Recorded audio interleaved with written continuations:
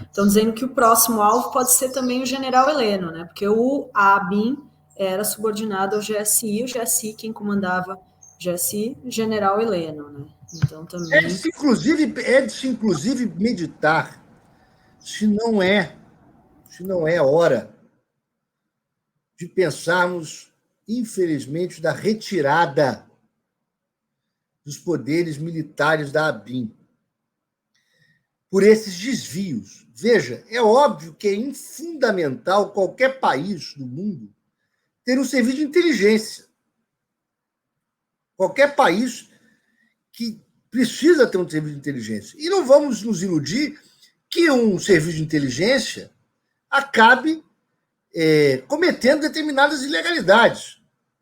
Mas, é o que eu digo, é preciso que na balança dos bens jurídicos tutelados, protegidos, só uma coisa justifique: a segurança, quer dizer, do presidente da República e do país. Para isso, quando você desvia isso, evidentemente, e se os militares não conseguiram ainda compreender o papel de Estado que tem, independentemente do governo, e nesse papel de Estado tem os limites constitucionais da liberdade de expressão, da liberdade de imprensa, entendeu? Do sigilo das comunicações. Se não compreenderam isso até hoje, está na hora, talvez, de rever quem comande a ABIN. Sim. O Fernando, o Ramage e mesmo o general Heleno não fariam isso sem autorização do presidente da República, né? Acho improvável que isto ocorra. Acho improvável. E agora, mais improvável ainda diante da conjuntura.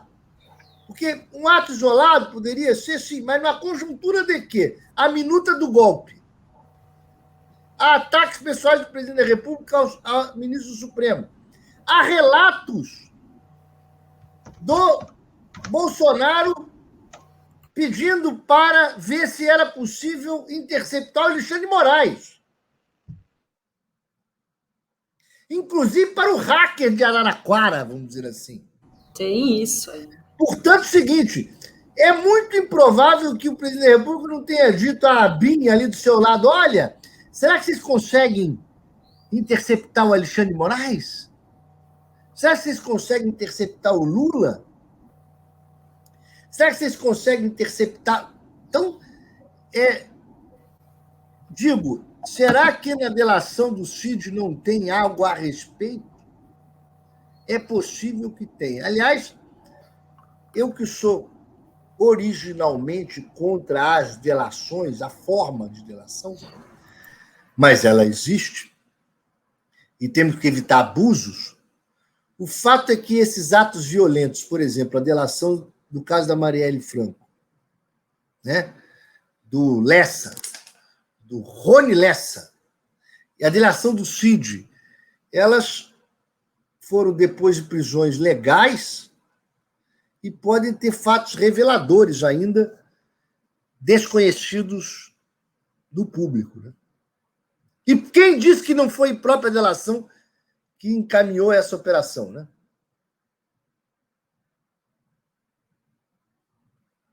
Você diz... Está no mudo. Essa de hoje. Pois é. Pode ser. A gente não sabe ainda que tem alguma coisa na delação lá do Cid que tem encaminhado a essa operação de hoje. Não há como saber ainda. O Bebiano, eu vou falar sobre isso no Falar Vai, Fernando. Naquela entrevista ao Roda Viva, 11 dias antes de ele morrer, ele falou que o Carluxo teria acionado a ABIN para criar uma ABIN paralela e que ele teria sido contra e que o Souza Cruz, Santos Cruz, né, também teria.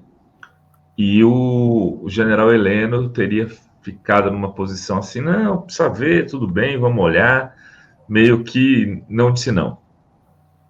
É o que o Gilmar Mendes chamou em outra ocasião, falando da Lava Jato, de que agiam como uma Stasi, uma Gestapo. Portanto, não é à toa a ligação do Sérgio Moro com essa gente, que o Sérgio Moro, inclusive, levou para o COAF um sujeito que tentava investigar os ministros, ilegalmente. Eu acho, olha, Rovai, Dri e a todos, eu acho que está na hora, inclusive, de ser melhor regulado essa questão das interceptações das comunicações no país. Digo por quê. Essas malas de interceptação telefônica, que já vou lembrar o nome, do Guardião, o nome do programa Guardião, elas foram multiplicadas no país. O Ministério Público do Rio de Janeiro comprou, o Ministério Público de tal lugar comprou, polícia comprou, não sei o que comprou.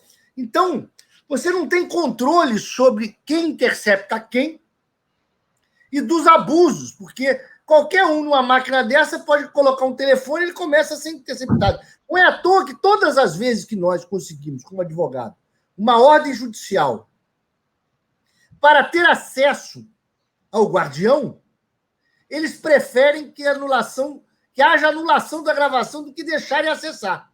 Olha que problema. Então, era preciso criar um órgão central no país, aonde todas as interceptações telefônicas têm que ser feitas através desse órgão central ou registradas por esse órgão central para você evitar esses abusos. E aí o seguinte, também, mesmo um serviço de inteligência, como a BIM, precisa ter compliance, precisa ter verificável depois de X anos. Ora, o que acontece é o seguinte, você interceptou um telefone por uma questão de Estado, você não pode apagar esse telefonema e nem pode ocultar que você interceptou. Porque existem interesses de Estado que são admitidos, mas a lei de acesso à informação garante o seguinte, depois de X tempo, isso tem que ser acessível. Da mesma maneira que a gente tem interesse de saber o que o SNI fez na ditadura militar, chegará um momento em que essas... Olha o que aconteceu, por exemplo, nos Estados Unidos. É acessível hoje o que o presidente dos Estados Unidos falou no Salão Oval, quase levou o presidente dos Estados Unidos... Qual foi o presidente dos Estados Unidos que quase sofreu impeachment? Sofreu impeachment. Nixon. O Nixon. Pô, gravações feitas no Salão Oval, registrado. Certo? Então é o seguinte, por quê? Porque a partir do momento que foi feita a interceptação, a gravação ambiental, aquilo não é mais um arquivo privado, aquilo é um arquivo de Estado e que precisa ser preservado. Portanto, nós precisamos preservar essas informações, independentemente de qual órgão se faça.